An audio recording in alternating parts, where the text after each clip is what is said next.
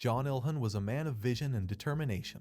In 1991, he founded Crazy John's, a mobile phone retailer that would go on to become one of the most successful businesses in Australia. With 800 employees and a turnover of $200 million, Crazy John's was a force to be reckoned with in the telecommunications industry. But despite his success, John's life was not without challenges. He had to overcome numerous obstacles along the way, from financial setbacks to personal struggles. And tragically, just as he was on the cusp of even greater success, he was struck down by a heart attack at the age of just 42. Yet John's legacy lives on, inspiring entrepreneurs and business leaders around the world. His story is one of perseverance, resilience, and the power of a single individual to make a difference. In this article, we will explore the life and achievements of John Ilhan and examine what made him such a remarkable figure in the world of business. Think about how much of your working life is spent sending and reading emails. Then try to guess how many hours a day a platinum-level chief executive like Crazy John Ilhan is tied to his keyboard.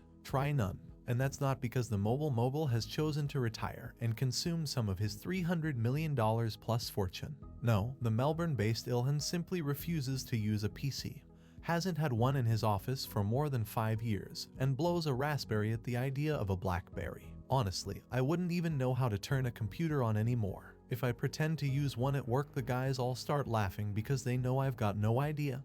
He explains. Ilhan booted out his computer because I was losing so much of my day on it. Losing business partners, losing staff, he says. I like to communicate by vision, by sight and verbally, and I thought, I can't keep doing this. So my executive assistant, Amanda, took over. She reads everything. She knows what I'm thinking and how I do things. Emails are presented to him in point form, and Ilhan says everyone gets a response of some kind. He just doesn't have to write it. He's not big on paperwork, either. I'll never read anything longer than 3 pages. I'm not good with detail, Ilhan admits. Avoiding both forms of mental clutter frees him up for the important stuff. It means I get to spend time doing the things that really matter. I'd rather go around and visit stores, meet with staff, get involved in training, be with the guys on the front line, give them motivation.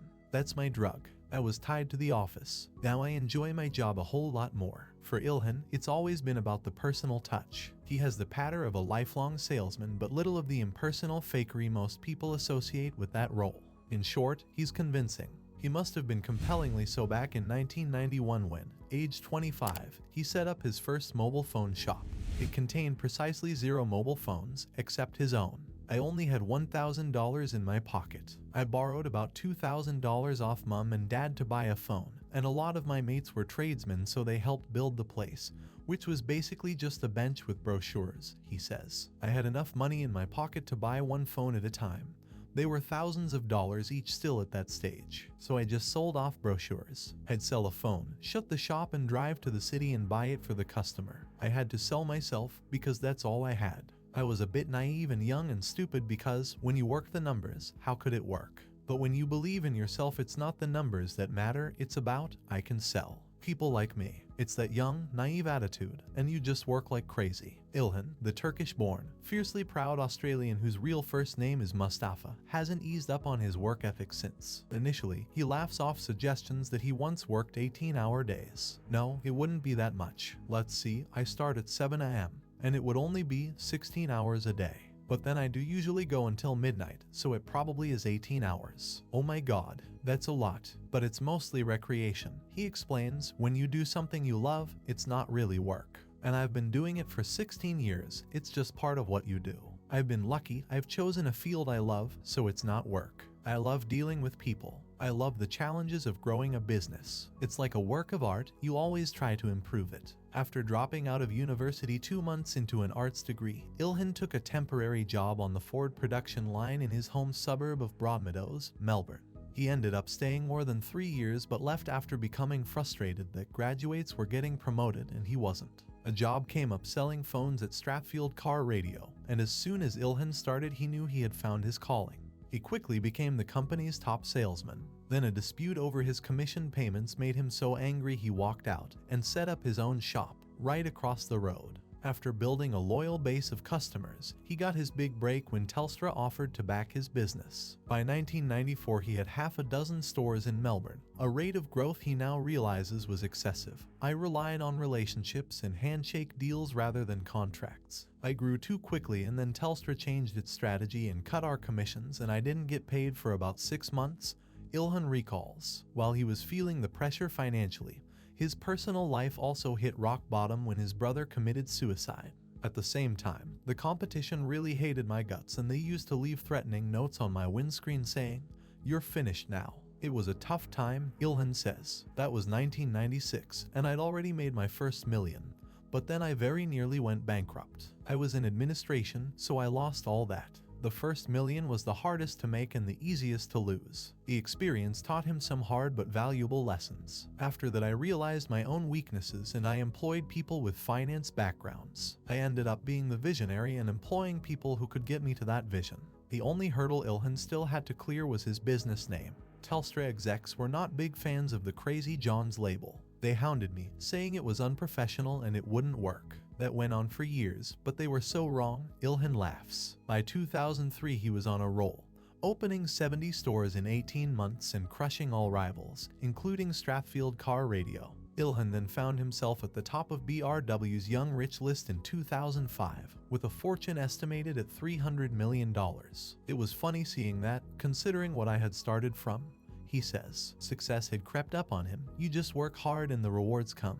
It's not like winning lotto overnight. You don't think, wow, I'm rich. I only really noticed it when they mentioned it, but being a bit competitive, I did like being no. 1. The $300 million figure was right at the time. It's a bit more now, but in the end you don't work for the money. At the start you do, because you have to pay the bills. But after that it becomes about challenges and success. Ilhan clearly remembers the first thing he bought when he started feeling rich, a second-hand, smashed-up brown Porsche 930. When I was 16, I said to Mom, "One day, I'm going to have my own business, a house by the beach and a Porsche." I couldn't afford a new one, but I loved that car. I never did buy a new Porsche. Instead, Ilhan now drives a Bentley after ditching his Lamborghini. He's also got the $15 million home by the beach in Brighton. But the house he's proudest of is the one he bought for his parents, with whom he lived until he was 30. I built them a new house in Broadmeadows because they refused to move. They thought it was a big thing just moving across the suburb.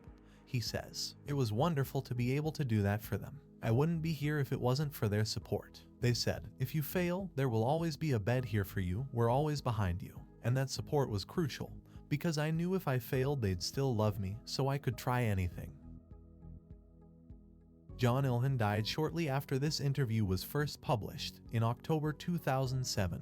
His 75% stake in Crazy John's automatically passed to his wife, Patricia. She held on to it for a while, but with 4 children under 10, keeping it on the fast track proved too much. Ilhan was replaced as chief executive by Brendan Flater, who had worked with him since 1996. The whole company was in shock for a while, says Flater. So many people knew him personally, and his very first employee still works here after 17 years. So it was a personal loss as well as a professional one.